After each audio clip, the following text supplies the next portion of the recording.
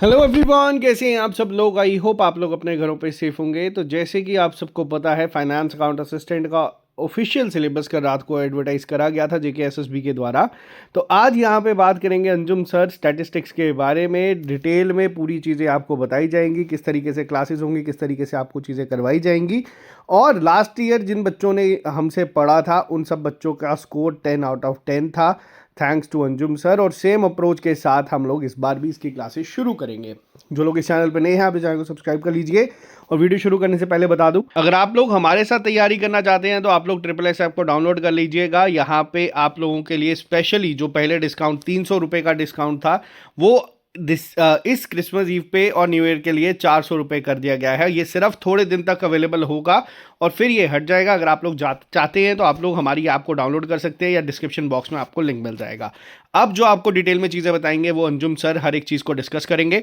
क्या अप्रोच होगी, क्या क्लासेस होंगी, किस तरीके से हम लोग इसको स्टार्ट करेंगे। ऑलरेडी अभी हम लोग 5 कंपोनेंट जो हैं उसको डील कर रहे हैं। बहुत जल्द स्टैटिस्टिक्स की क्लासेस भी आपकी शुरू करवाई जाएंगी। अब जो आप आवाज़ सुनेंगे वो होगी अंजुम सर की। तो over to you Anjum sir. Hello and अस्सलाम वालेकुम guys, hope you all are doing great. अच्छे से होंगे, बिल्कुल तंदुरुस्त होंगे, अपने घरों में खुश होंगे।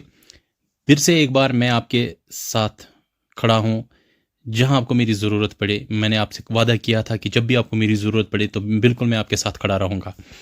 अगर आपको याद होगा, मैंने इससे पहले बहुत सारे एग्ज़ाम्स के लिए पढ़ाया था, लेकिन बीच में कुछ ब्रेक लेने की वजह से बहुत सारे स्टूडेंट्स का इसरार, बहुत सारे स्टूडेंट्स की मोहब्बतें, उनका प्यार कि सर आप फिर से आ जाइए, अगर कुछ नहीं तो एक पोर्शन एटलीस्ट हमें पढ़ाइए। वो मोटिवेशन की ज़रूरत है, हमें इस टाइम आपकी ज़रूरत है। तो आपका मोहब्बत, आपकी प्यार के लिए मैं फिर से वापस आया।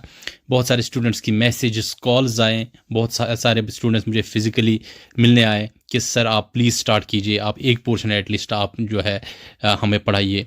तो मैं लेके आया हूँ आपके लिए आज सिलेबस डिस्कशन, जिसमें हम स्टेटिस्टिक्स का सिलेबस डिस्कस करेंगे। मैंने आपको पढ़ाया था, मैं अगर अपनी तारीफ़ें करूँ तो सही नहीं लगेगा।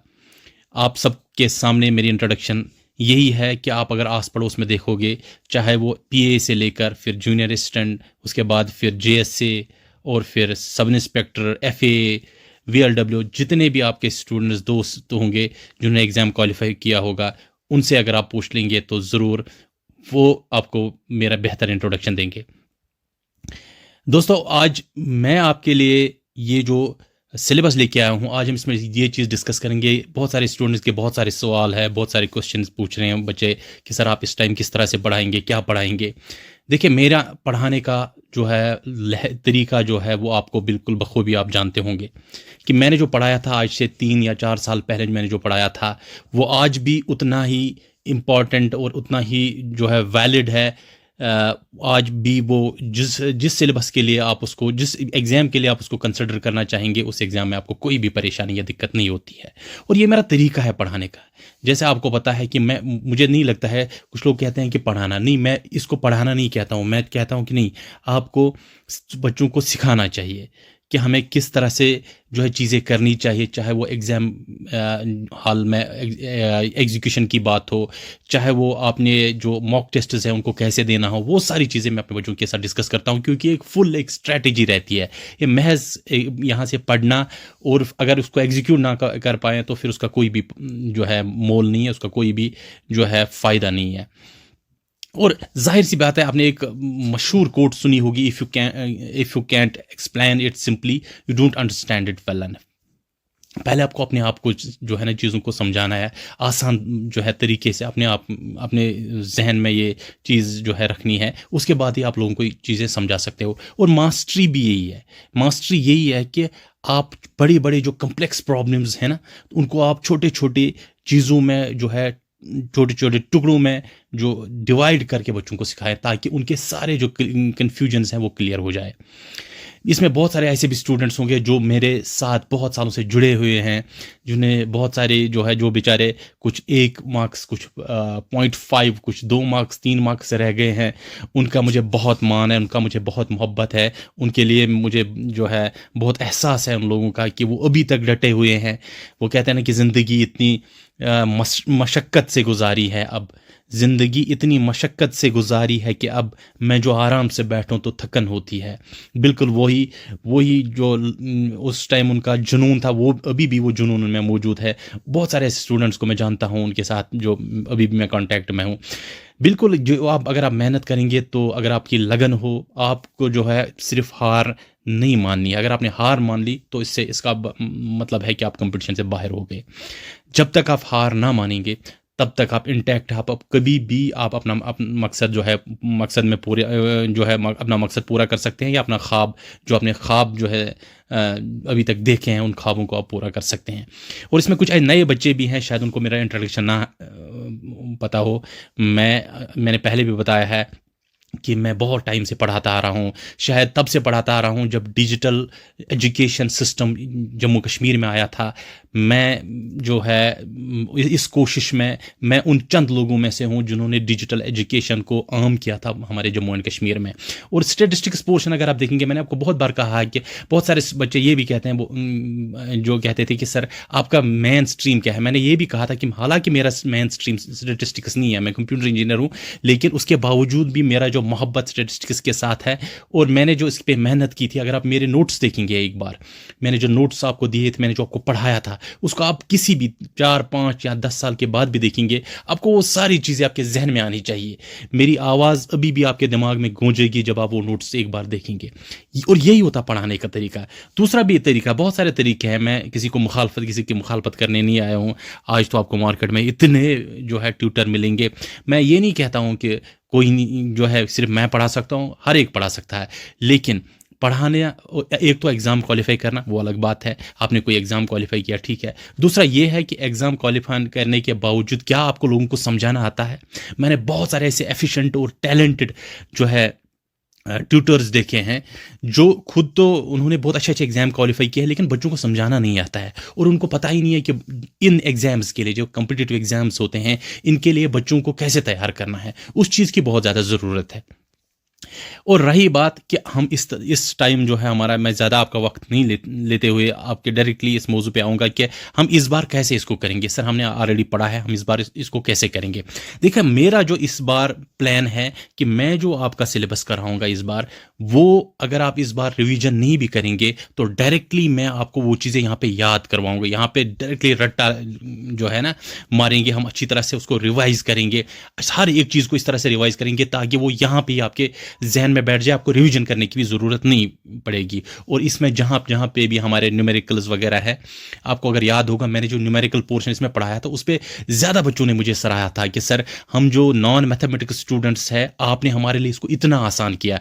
आई रिमेंबर मैं शायद श्रीनगर में एक बार मेरा इंट्रोडक्शन, मेरा जो मुलाकात एक बच्चे से हुआ था, तो उसने कहा था कि सर मैं बीए का स्टूडेंट हूँ, मैंने मैथ कभी भी नहीं देखा है 10th के बाद, लेकिन आपने जो स्टेटिस्टिक्स पढ़ाया था हमें तो मुझे वो सारी चीज़ें अभी भी याद है, आज भी वो न्यूमेरिकल्स में कर सकता हूँ।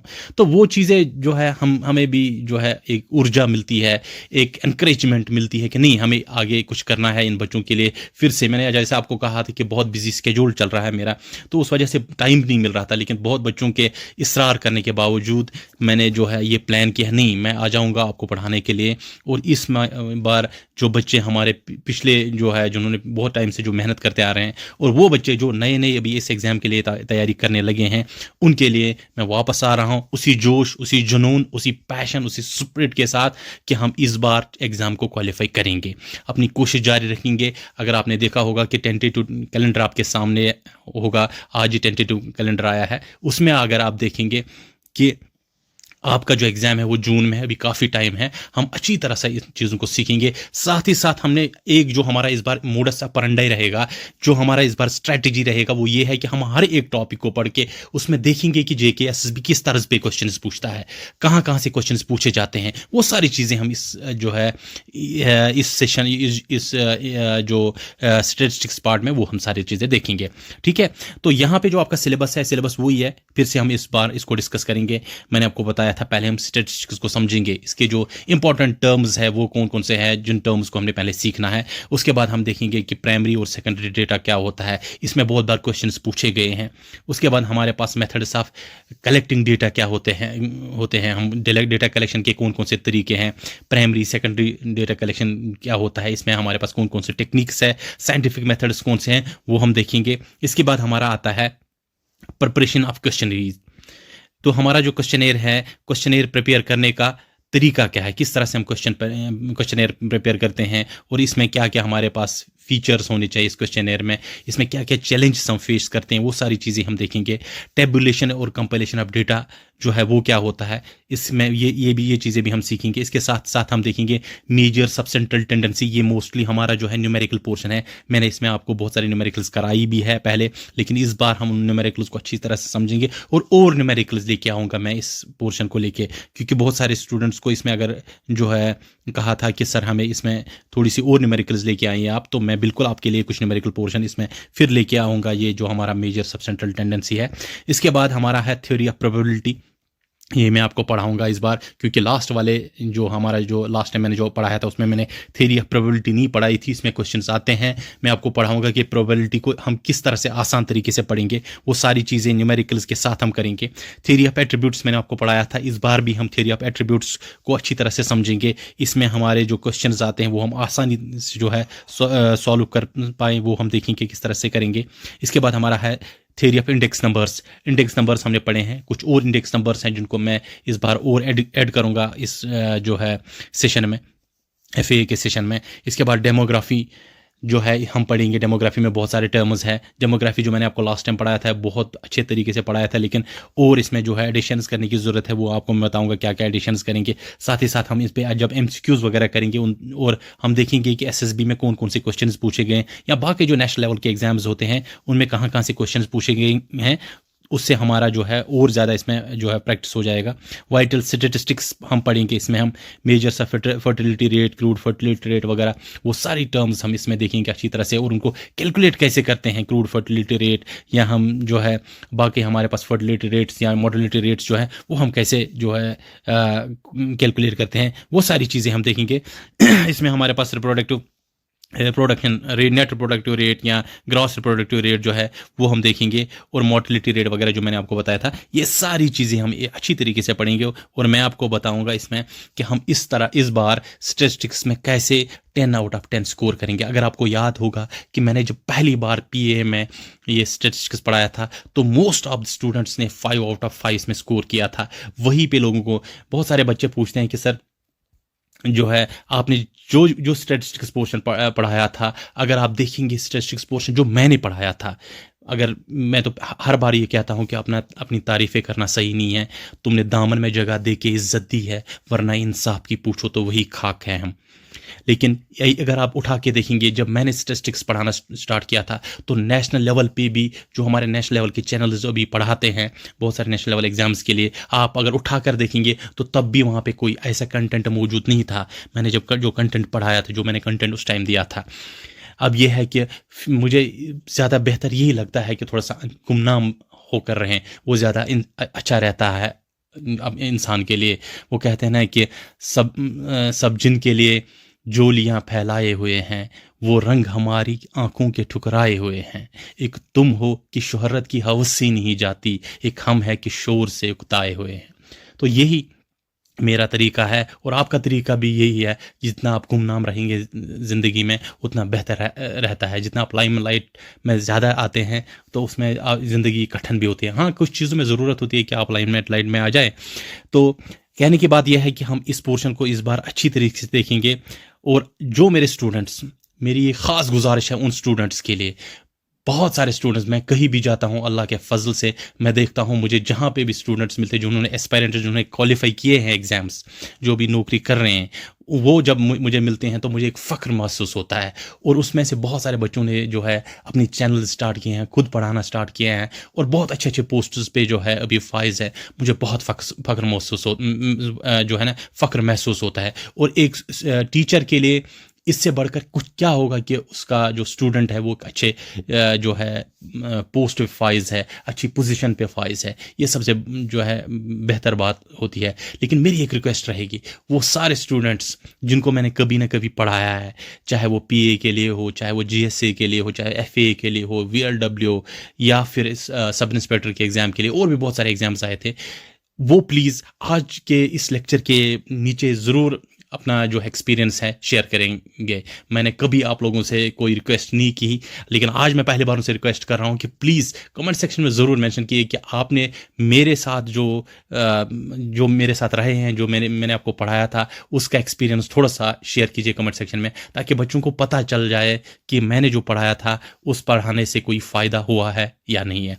मैं आपका ज़्यादा टाइम ना लेते हुए आपसे यही पे इजाज़त लेता हूं, और नेक्स्ट लेक्चर में लेके आऊँगा आपके लिए। उसमें हम ये भी देखेंगे, मैंने जैसे आपको बताया कि इस बार हमारा पढ़ाने का तरीका कुछ और रहेगा, एक एडवांसमेंट जो हम लाएंगे अपने लेक्चर्स में, जिसमें आप देखेंगे कि आप डायरेक्टली प्रिपेयर हो जाएंगे एग्जाम के लिए।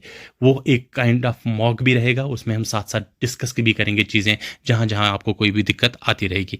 यही भी आप लोगों से इजाज़त लेता हूँ, इस उम्मीद के साथ कि आप लगन से आप अपनी, और मेरा ये एक जाते जाते एक बात मैं आप लोगों से ज़रूर शेयर करना चाहूँगा कि मेरा मोटो ये नहीं रहता कि फ्रंट रो में बैठे हुए टॉपर्स मेरे फोकस रहते हैं।